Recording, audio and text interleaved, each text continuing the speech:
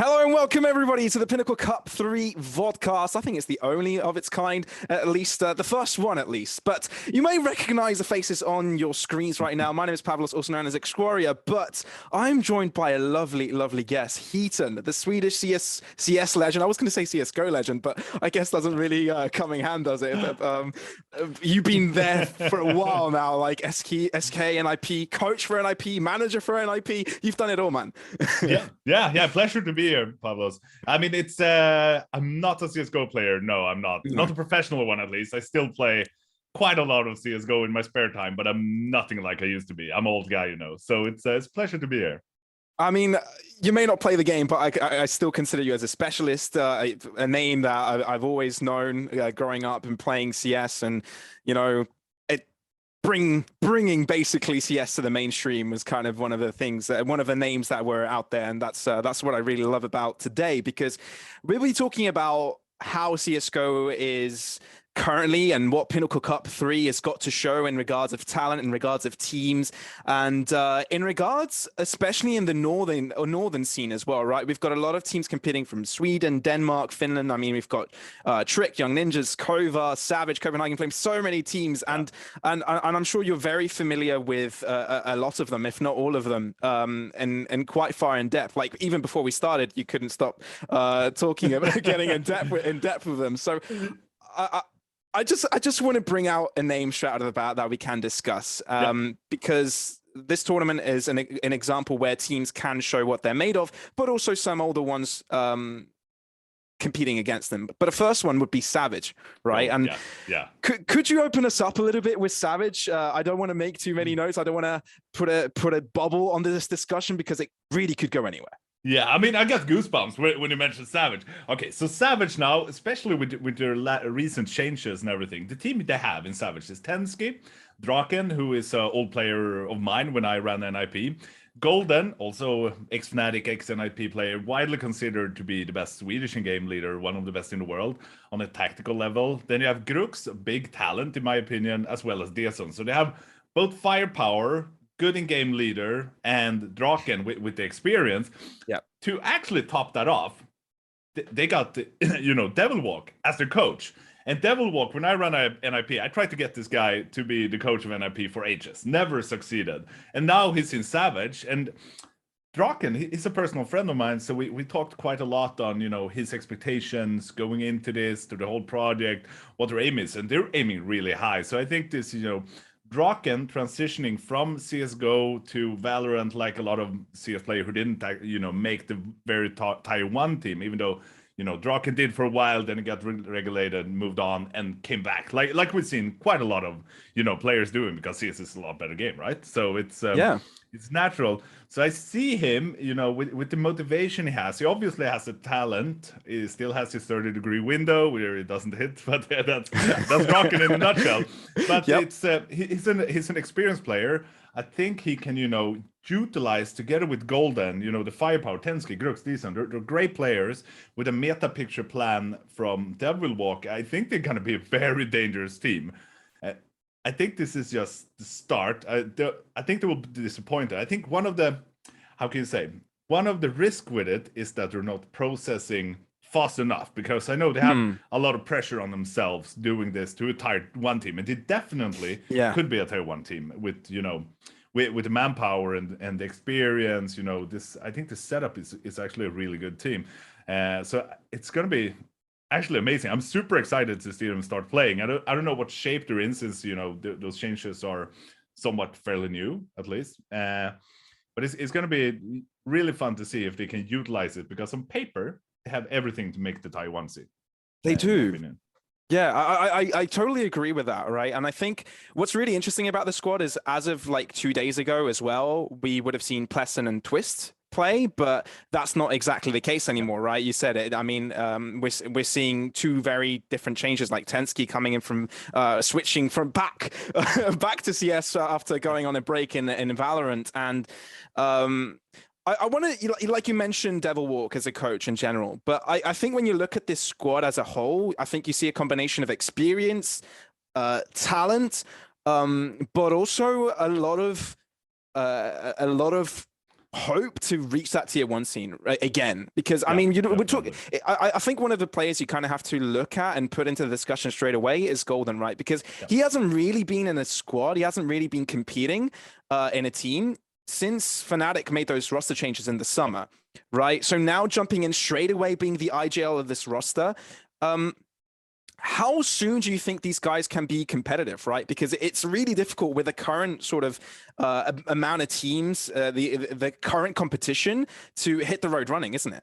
Yeah, it's definitely really hard, and it takes, to get to know the players inside out. That's where you actually, if you look at the best team in the world, Navi, they know what they're doing together. They obviously they communicate, but you know what angles people are pushing. You know how they think. You can get into your teammates' heads, and that takes a little while. I mean, it goes. You learn, and I think they have, just like you mentioned, they definitely have the talent for this. And the Golden, I think he got a lot of, how can I say, not to swear, but a lot of shit for being the weak link in the team. Yeah.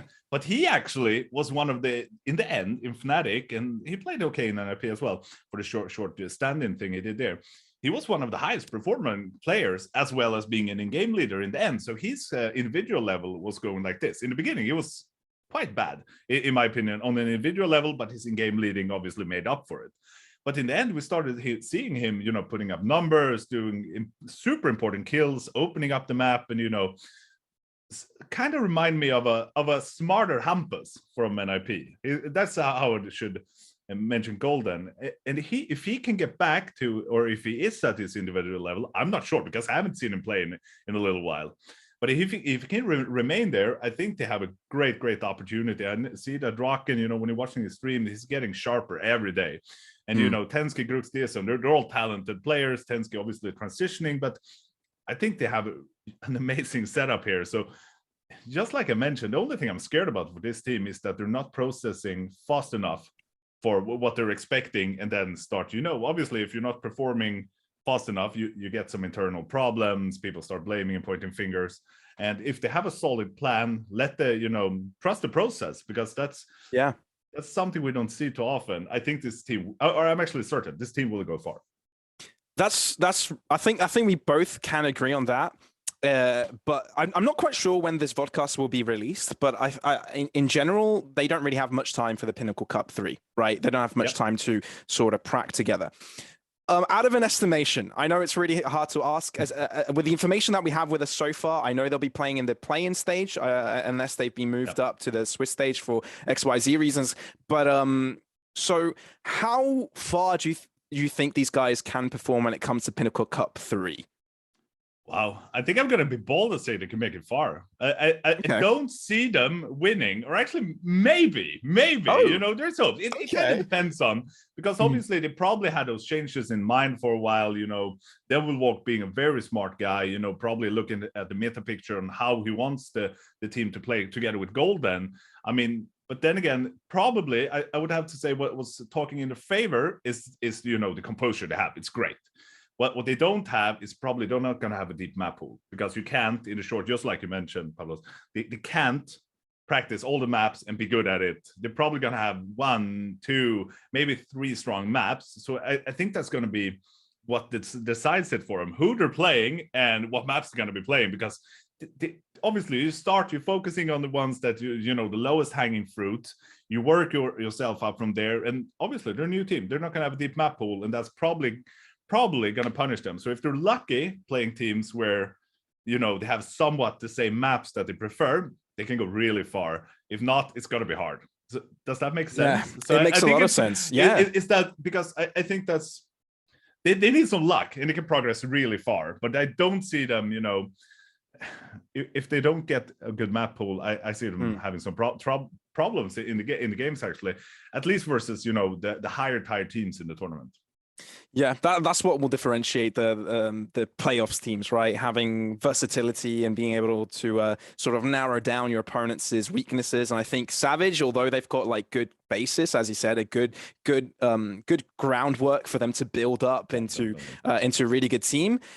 It's all about making that groundwork as early as possible. So we'll see. I'm going to make a prediction as well. I think they can be in the top of the main Swiss. So I will say that they have potential to move into playoffs. But I think as soon as they are in that best of three, one win, one best of three loss, and you're out. I think that's where the road will end for them. But there's a lot of room for them to grow, which I'm really looking forward to in general. But anything else you want to talk about, Savage? Well, I think actually, if you look at this tournament, this first one they're stepping into, I think it's so important, and we're going to go into that later, like we discussed before, because we're CS nerds, Mouse NXT, because reason being that some of those teams, Mouse NXT, in my opinion, was better than Mouse for a long period, except for main team. I'm not going to jump to them, but practice makes perfect, and you play a lot of official games. Some players tend to, when you're practicing, you play one style, then it's official game, and people are like, oh, I can't go this aggressive, but you always do it in practice, and people tend to, play very, somewhat safe at least. When you play so many official games in tournaments like this, you develop so much. So I think this is going to be a great learning experience for Savage, even though obviously they have goals for this one. But I think the more they can play in the more tournaments, play more matches, the deeper they go in the tournament, obviously, the more they will play. 100%. I think they're going to gain so much experience from that and actually develop. And I think that's the best way for if you can call them tier 2 at the moment, tier 2 team to actually take that step is just grind, and you have a good plan for what you want to achieve with the grind. And I think that's a perfect segue into talking about Copenhagen Flames, right? Because you mentioned that playing other games allows you to reach greater heights, right? Refine your game style, have your fundamentals down, and also, so that really helps. And we saw Copenhagen Flames last year sort of have this growth curve, right? And it peaked at the major. It really did. They managed to hit their peak exactly where they had to. Yeah. And that's when everybody had their eyes on them, right? All of a sudden, Copenhagen Flames was no longer one of those top contending tier 2 teams. You could now call them potentially a Goliath, right? That didn't age well for them, I think. And I'd love to see your thoughts around this, because it's a new year. You've got new coaching staff. Some of them not so new, maybe putting them in new positions. For example, Vorborg, he's been in the org since 2016, but now he's taking that first coach position. Frozlev coming in from AGF, assistant coach. And now they're playing not as many tournaments as they did towards the middle of 2021, although still want to keep themselves relevant in the scene. What are your thoughts around Copenhagen Flames right now after all that built-up hype? Well, I think Copenhagen Flames is... it's except for NIP. I'm always going to be an NIP fan. It's my second team that I support in the world right now. Reason being is like after their amazing major run, they had offers on the table to sell the squad, and but the team as well as the organization decided to keep them. The players didn't get the same amount of salary as they could have somewhere else. The organization didn't get a lot of money, which they could have used. They have heart for the game. They love the game. They love their org. They're proud of it. And that's something I value really, really high, because we don't see that often. There's too many, mercenaries just going where the money is. This is a different Goliath, like you mentioned it before. This is, they have heart for the game. And you can see the passion when they're playing as well. I think one thing we want to notice with Copenhagen Flames is that they tend, just like when I was a professional player, when we played online, we were pretty bad. There wasn't too many online tournaments back in the day because of the infrastructure, but we were, an okay team. When we came to LAN, we most of the times we won the tournament. And I think Copenhagen Flames, they're not performing online as good as they are on offline tournament, and that's quite unique for a team being in their position, in my opinion. And I would actually like to pull this over to you and see what do you think about it, because that's obviously the case. So you had them at the Katowice in the play-ins. They did an amazing job, beat both Fnatic and NIP quite convincingly, then got out of the playoffs, but there's no shame in that. I mean, if you make it that far, I mean, they're a top contender, definitely. But when you see them playing versus lower teams than the ones they actually play on LAN, they seems to struggle a little bit more.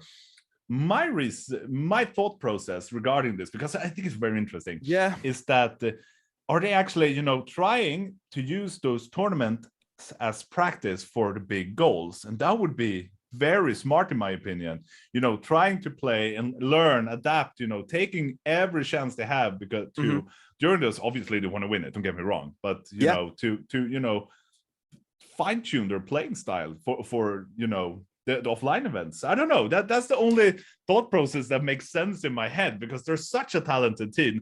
Nikodods and Yabi are amazing players, and I mean they're better than the Astralis guys, most of them. If you remove Config and Blame F, they are definitely hands down. So gets me wondering. It's very interesting. You mentioned, I mean, there could be a few reasons, online, offline, practicing to build up for the more important events. There's also another one, another idea in my head that is most prevalent in this instance is the pressure that is created behind this squad to perform, right? Yeah. Back in the day, just last year, essentially at this point. That's ancient in CS. In CS, that's a long time. That really is a long time.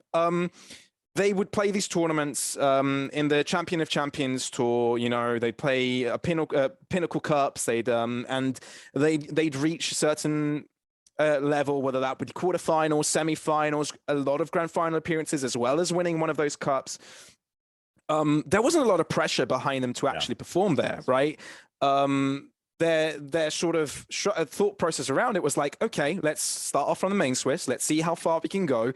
And they'd have a lot of success in it because every single one of those games was them testing things out at the same time, but also having the vision that they want to reach the major and do really well and be one of the best Danish teams out there, right? Yeah. Be the new Astralis, because Astralis at that point last year was no longer in the picture. It was all CIS.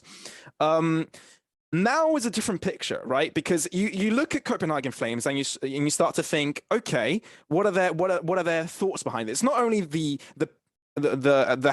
fans' perception or the outside view perception, it's also how they feel about their gameplay and where they put themselves in comparison with the rest, right? You've already proven yourself that you can get into a really high level and play against top of the line teams and do really well, right? So at this point, when you play at the same caliber of tournaments they were playing last year, then now the perception that they have of themselves and their performances, anything less than a grand final is a disappointment, isn't a good result. And that pressure isn't really easily come by. And it's a feeling that these players haven't felt before, right? It's something that all pro players have to face when they reach a certain level, and it happens at all stages of their development. And I think Copenhagen Flames right now is in that stage of their development where they've got a new mountain to climb, and that is their own demons in a sense. So I think that's a big part of it. It could well be the practices and everything, but when you ask my opinion, I think this is probably one of the biggest reasons. It's a very valid point, actually. It's a very, very valid point. I mean, especially, you know, when you're playing, and you can see a lot of teams out there, you know, they don't obviously they want to win, but they're not playing to win. They're playing not to lose. Exactly. I think you have the head on spike. I don't know if that's an English expression, but I think it's spot on with it. I get it. Yeah. Because like it's, I like it. I like everything. And it's the same way a lot of the invited teams in these types of tournaments, right? You a lot of the teams that are brought on often or not, you might see Fury, you might see Fnatic, you might see teams that aren't top 5, for example, but they've been there before and have fallen from grace, right? And they get invited to the playoffs. Often those teams will lose against the top of the tier 2 scene, right? Or what is considered top of the tier 2. Often, more often than not, you'll see those teams, and I'm talking more about the end of last year, because at the beginning that was a different story. You had Gambit, etc., that would destroy those tournaments every single time. Yeah, they'd get destroyed because that's the exact mentality that they have, right? We don't want to be humiliated, right? That's their thought process. As much as you want to keep that to the side, and as much as you strive to focus on your own gameplay and focus on the strategy and what you need to do each round to get yourself the win, that always lurks in a person's mind. You're always human, and you always will be thinking about that stuff. Yeah, I agree. I totally agree with that. Totally agree. It's a super valid point. If you look at Copenhagen Flames, though, I think that they will climb this mountain and get over that, you know, how can you say, the obstacle, in my opinion, because they have the firepower for it. If you look at Copenhagen Flames, they're also one of the best tactical teams. And that's, you know, Danish CS is amazing. If you look at Heroic, Chef's kiss. It's especially their CT side of Heroic. Same with Copenhagen Flames. Their tactical mindset is, in my opinion, the best in the world for the game. I think they're all outperforming Navi, who's the best team in the world there on, you know, on their calling side. Obviously, Navi has a lot better team play and the individual level, but on the tactical side, I think they're both Heroic and Copenhagen Flames are, you know, someone of the Danish crown in that sense, if you can mention it. And Copenhagen Flames utilizing the individual players, you know, they're putting Nikodas in the best, you know, position for him all the time. I don't think it's many rounds where they're positioning wrong. Obviously, I mean, the CS, it's random sometimes. Yeah. But in general, they have this meta picture as well as their tactical set for it that I think they should be able to transition into a stable Tier 1 team within, I would say, the first half of this year. I'll be surprised otherwise.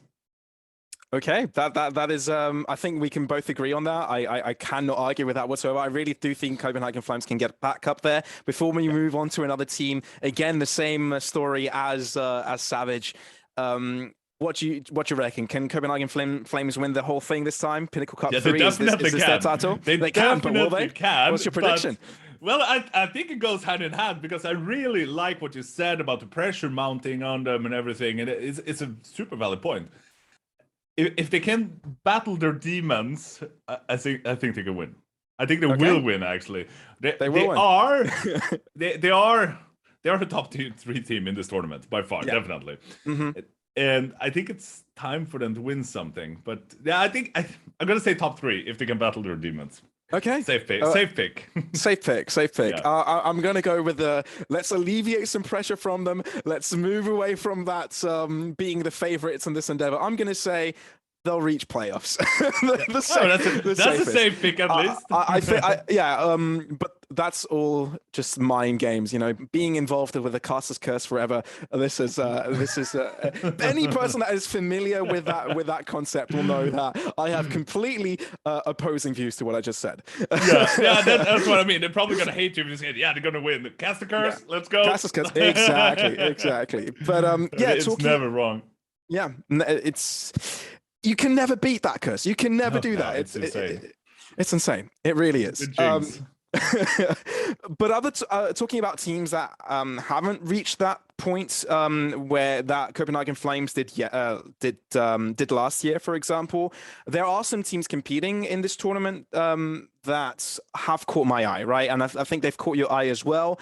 And we're just wondering whether they can reach the same level. I want you to feel free to mention any of these, but you touched upon Mountain XT. There's also the Bulgarian scene Skade coming back in, and there's also Sinners that are now without Oscar have a chance to show everyone what they can do without having that old legend. I don't want to call him old because let's be honest, he's still involved and he can still just do wonders in a team. Yeah. So. Which of those kind of teams do you think have a chance this year and maybe use this tournament as an opportunity to reach that height, you know, and trying to get back into Tier 1 consideration and conversations around that? I'm going to say all of them because they've been boiling, and I'm going to throw in Gamer Legion there as well.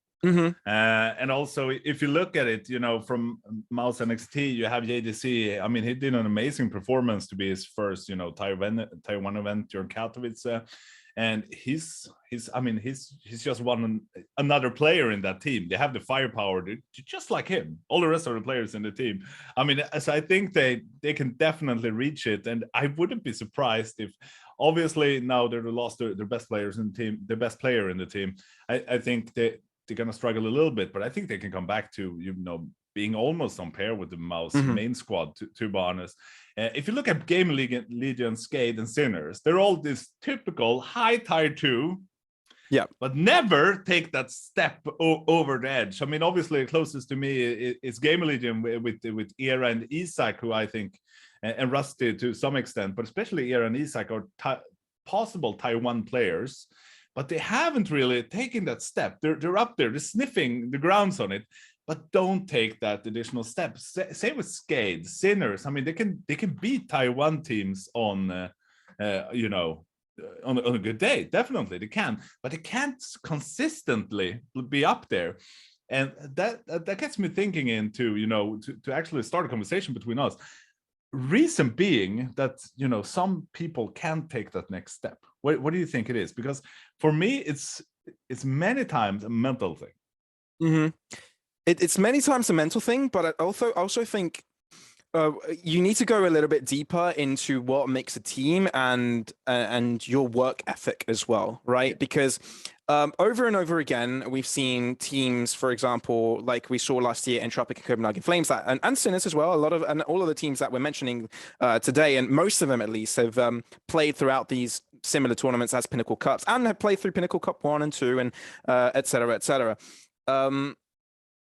They've been playing a lot of tournaments, a lot of games, a lot of officials, right? And teams find officials being a way greater source for them to develop rather than they find scrims.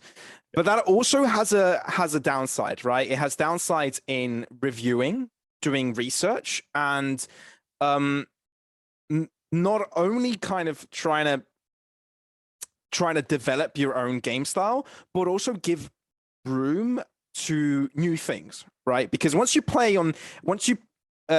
consistently, day after day, 2 or 3 games each day as well, every week for an entire year, you don't usually have too much time to reflect. You kind of think about what happened yesterday and so on and so on. So sometimes you may miss some bigger problems or a bigger picture that can influence your gameplay to consistently perform against good teams. Maybe you'll find a small strategy to kind of beat them on that first instance because you're underestimated and your opponents didn't really do their research too much upon you. But I think there's every team right now is looking for a balance between playing a lot of tournaments, but also having time for them to do their research, reflect, and trying to bring to the drawing board new ideas and concepts on how they want to approach the game as a squad, bring your strengths and weaknesses together. I wonder how that ties with you, though. Like how does this thought process... Well, I like it, but your point being is that they play too many officials then. Somewhat. Yeah. I mean, I get that. Because some like, teams too many and sometimes not enough. Yeah, I think it's a perfect, you know, you can't go over it and you can't go under it, right? I totally agree with what you're saying as well, but you also mentioned one thing, work ethic. When I was competing, I wasn't the biggest talent. There was a lot more talented people, but I practiced the hardest and the most serious. You know, I took notes of everything I did and practiced more hours than everybody else. I think if you look at Swedish CS, where it is at the moment, there's a lot of talent in it. I think the reason, in my opinion, why they aren't better, I mean, there's like, what is NIP, rank 8 in the world or something, but they're not a contender to win a tournament at the moment, especially with device gone. Reason being is, I don't think they're practicing hard enough. You know, they're not practicing focus enough. I think they're taking, you know, a too unserious approach to the game. And I would actually like to play this to the Game Legion guys as well. Era and Isak are big talents, but I would have to say they're not practicing focus enough. That's why they're not taking this step. I would like to see them, you know, going more in depth, analyzing their play style, analyzing your team's play style, and maybe it's like you said, they don't have the time to do it. Well, then it's hard. But you know, to take the next step to it, just like you mentioned, you need to have, you know, a solid ground to work from, a solid plan, both tactical, individual level, analyze everything that's going on. And when you play as many tournaments, just like you mentioned, you're not going to have time to do that, because it's like if you play 2-3 official games per day, you're going to be dead in your head. It's like one is enough for an old man like me. So I tend to agree with it, but I also want to see, and I think that's the reason being that we see CIS teams actually performing a lot better than Europeans nowadays. I mean, the vitality to some extent are good, so same with G2, but their work ethics are on a different level compared to European one at the moment. And I think that's the missing key factor for a lot of Tier 2 teams and a lot of Tier 2 players that are not breaking it in. I mean, they're putting in the hours, but they're not putting in the right hours. You know, you need to develop on another level, you know, sitting playing scrim games or FPL or whatever you're playing, obviously it's great for your individual plays, but it doesn't reflect the hours or the the impact you can get back from you know, actually doing more focus training, analyzing your game. Obviously you need to have good name and everything, but all the top players in both Taiwan 2 and 3 has an amazing aim. I mean, you're not up there otherwise. I mean, it's not much, obviously, you know, difference in aim. Sometimes Tier 2 players aim a lot better than Tier 1s, at least, in my opinion. So I think it's work ethic and having more serious practice, serious work ethics, and I think that's why CIS teams has performed so good lately, in my opinion. Yeah, and you see a lot of CIS teams also have everyone in the team seems to have a very similar idea of how they want to approach the game, right? They have a similar, like the way they perceive the game is very similar in that way, and it's finding an identity, right? I guess a lot of the teams that haven't been able to make that leap, because at the end of the day, that's what we started this conversation on. A lot of teams that haven't been able to make that leap were teams that haven't quite found an identity, which is really tough to do. It's not like, okay, let's go find an identity real quick. I'm just going to go to the office. I'm just going to go to the municipality, get a new ID. You know, it's not that simple, obviously. But it's so many variables coming into play there. You know, having a good team, exposure of players that can work good together, having a perfect mix and match, having good chemistry in the team is one really underestimated thing that, you know, can take you up or down a notch if you don't have good chemistry, or if you have good, you perform better. So it's just like you said, you can't just go out there and buy an identity. It's something you need to trial and error and try to build up for yourself, and it's not a quick process.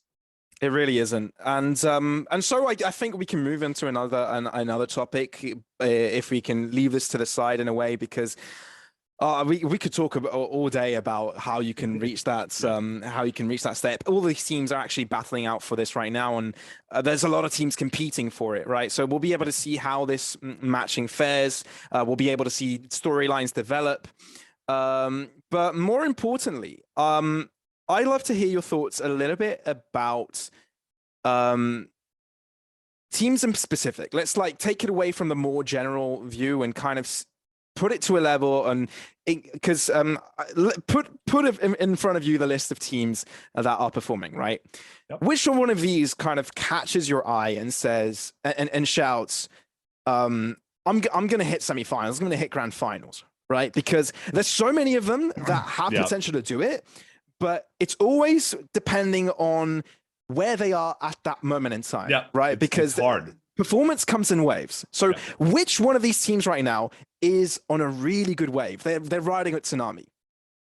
Well, it's quite hard to tell with all the player changes coming into this one as well. But I want to believe that Copenhagen Flames is going to be on this. I think they're going to start a new one. They had, you know, some great showing at Katowice, taking some time to reload before this. I would say, if they haven't messed up their training, they're going to be on this point, definitely. And always have Skate, Sinners, Tricked, who's you know, always going to be good teams.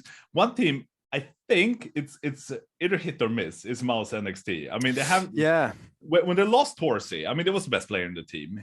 JDC, he's a great player who stepped in as well. He can perform at Tier 1, but I want to see how much does Horsey's departure actually hit Mouse NXT, because if it's not a big miss for them, they can definitely go and win this, in my opinion. If they're probably going to miss him, but how much is it going to affect? How much is it actually going to do? I think that's the storyline that's going to have to be developed throughout this whole tournament, in my opinion. I wish we could dive into Tortsy a little bit more, but obviously we don't know if Mouse is going to be competing or not, because there's still some to be determined teams to be invited. Yeah, we don't. So I hope we get to see Mouse at some point. I hope we get to see them. Hopefully they're invited. But when it comes to Mouse NXT, you're right. Tortsy not being in the team is definitely limited their chances. I mentioned a team earlier, and I wonder what your thoughts are around it. Sinners. Yes. Last year, at the start of the year, they had some very clear-cut goals. Let's reach top 30. I remember getting an interview with Beastick as well. He said, Oscar hasn't only helped us in game with game plans and bring all the experiences he has to the table, but he's helped them out of the game as well. He's helped them develop. And the reason why they started on that journey was because Oscar wanted the Czech Republic scene to be now brought into the highlight, under a light, right? He wanted them to improve. Now Oscar is no longer the picture when it comes to Sinners, but the rest of the team are, and we've got a new player taking place as well, Forsey, right? Yep. Very talented AWPer, but my question to you is do you see them being able to reach the heights that they've reached with Oscar, which happens, by the way, their goals were top 30 and they were able to overshoot that as well. I believe they reached the top 20, if not lower than that as well at some point. Yeah, they're high up there now. I definitely think so. I mean, the experience that Oscar throw into the guys, it's not like it magically disappears when he's out of the picture. And I think, I mean, having players like Neofrag and Shock is, you know, they're very talented. You could see that last year, that they are definitely contending to be on this, you know, transitioning period. And for those guys, just like you mentioned, they want to put Czech Republic on the map. And so there's so much pride in what they're doing. They're going to work their asses off, sorry for swearing, but they're going to work so hard to actually doing this, because it's, you know, to be a European country, they have kind of been behind. Obviously, there were some individually good players from there, but they never had the top team in that to that extent. So they're trying to build this up, the whole community. I love the way Oscar thinks about it, and I think he inspired the players in this to have something more to be proud of. So I do believe they can make it. I definitely do believe they can make it. I mean, they show great progress. Obviously, adding a new player brings in, you know, some question mark, but also some possibility to the team. So I wouldn't be surprised if to make it. I wouldn't be surprised. And last but not least, absolutely not least, is the impact coaches have in teams, right?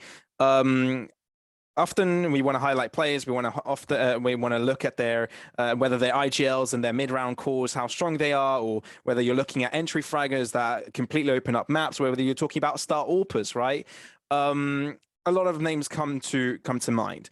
You've been in the coach's shoes. You've had to work with coaches from either a manager point of view, from even a player point of view. So I want to kind of see how much coaches really do change a team's identity, and how much they really attribute to that, right? We talk about Hooch from Entropic. You talk about Vorborg now being the head coach of Copenhagen Flames. You talk about there are so many big names currently in tier 2 and tier 1 play, of course, that are seemingly having more and more attention turned towards them. And I'd like to hear your thoughts on that. Well, I'm going to be honest and say coaches are more important in Tier 2 CS than in Tier 1, in my opinion. Obviously, you know, for the whole reason, a coach's position is to, you know, build the whole meta picture of how you're going to play. The whole together, you need to have a good collaboration with your in-game leader who can apply this to the team in, you know, certain situations. But I do believe that the coaches for Tier 2 are so important, more important than you could actually imagine. I mean, especially, you know, when there's unexperienced players coming in, you know, feeling this little safe haven from an experienced coach telling you how to play it, and the reason being for that, and, you know, building up the whole picture how a team should play, are so much more so much more important in Tier 2 than Tier 1. Because in Tier 1, most of the guys, I mean, obviously they want to develop as a team. You look at what Exist are doing with Heroic, is, you know, is applying his personal touch to what they're doing, but they still play the same game to a certain extent. And and he's a great coach. I would love to see him in an IP. But if you look at the Tier 2 scene, the coaches have such a more important role, in my opinion. So I would have to say they're just as important, if maybe not more, than the players in the team in Tier 2. In Tier 1, not the same case. They're super important, but in Tier 2, they're probably maybe the most important player in the team, in my opinion. That's kind of what I wanted to bring to light, because you cannot underestimate the power that coaches have. And when you look at coach transfers, I think this tournament there'll be a lot of discussion around this as well. When each game in particular, you'll be talking about coaches that have been recently brought in or given a bigger role. One of those being, some of those being the teams like we talk about, right? Copenhagen Yeah. Flames, Savage. When we talk about Devil Walk, so many of these big names will have impact. So yeah, and I think just yeah. like Devil Walk, like you mentioned, and we'll jump into him again. I mean, he's been floating around doing various things for a while now, and it's going to be interesting to see because he was the best, in my opinion, tactical mind for CS, better than Pronax back in the early days of CS:GO. Devil Walk was smarter, in my opinion. And, you know, seeing if his, you know, meta picture has developed or if it's still stuck in the old days, I would assume that it's developed a lot, because if he's taking his work serious, or obviously is, but if he's trying, you know, pulling his heart out for this, you know, we're going to see that reflecting over to them, you know, individual younger players in Savage, and that's going to help them so much. I mean, they're going to be able to perform like they do in FPL game or FLC or whatever they're playing in the same individual level in an official game if Devil Walk does his work correctly. And he has the potential to do it, and I hope that we will see it. I really hope so we do as well. There's a lot of potential for these teams. We're looking at newly formed ones like Savage, but we're looking at older squads like Copenhagen Flames that are looking to redeem their glory. A lot is on the line. Heaton, thank you so much for joining me. This podcast was a pleasure. It really was, getting the insights from you. Absolutely spectacular. And I hope you guys at home have enjoyed it. But a very important message for you guys out there. Pinnacle Cup 3 is coming very, very soon. Get ready, get your popcorn, get everything stored up, get your snacks, because this tournament is going to be absolutely stacked with all the teams that you'll be able to find very, very soon announced. Ladies and gentlemen, that is all from myself and Heaton. Heaton, any final words before we sign off? No, it was a pleasure talking to you. I mean, I think we have the same view in many things. And I mean, I got goosebumps a few times from talking with you. That was an amazing experience. Pleasure to do this. I hope we can do this again very soon again. I'll absolutely enjoy that, man. Big pleasure, as always. So thank you very much for joining, everyone. We'll see you guys on the server, perhaps. We'll see you guys on the Pinnacle Cup tournament, but maybe for another vodcast in the future.